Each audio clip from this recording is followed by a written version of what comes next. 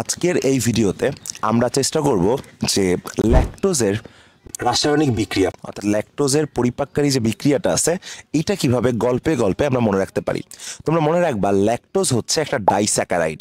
আমি আগেরও একটা ভিডিওতে বলেছিলাম যে ডাইস্যাকারাইড মানে হচ্ছে যাদেরকে ভাঙলে দুইটা উপাদান পাওয়া যায়, কারণ ডাই মানে দুই।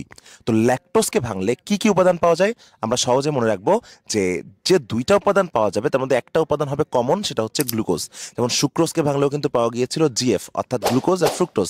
সো ল্যাকটোজকে ভাঙলেও যে দুইটা উপাদান পাওয়া যাবে, যেহেতু এটা ডাইস্যাকারাইড, তার একটা হবে হচ্ছে গ্লুকোজ। বাকিটা কি? তার নামের মধ্যেও ল্যাকটোজ কথাটা থাকবে। ল্যাকটোজ বাদে কোন শব্দে ল্যাকটোজ কথাটা আছে বলো তো? তোমরা সঠিক ধরেছো, অ্যান্সার হবে গ্যালাক্টোজ। তাহলে ল্যাকটোজকে ভাঙলে দুইটা জিনিস পাওয়া যায়, glucose plus galactose.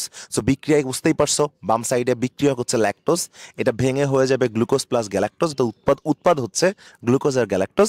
So last আমাদেরকে জানতে হবে কোন এনজাইমটা কাজ করবে। সো ল্যাকটোজ, এই ওজ মানে শর্করা, সো ওজের জায়গায় এনজাইমের এস দিয়ে দিলেই কিন্তু সেটা একটা এনজাইমের নাম হয়ে যাবে। তাহলে ল্যাকটোজকে ভাঙতে কে সাহায্য করবে?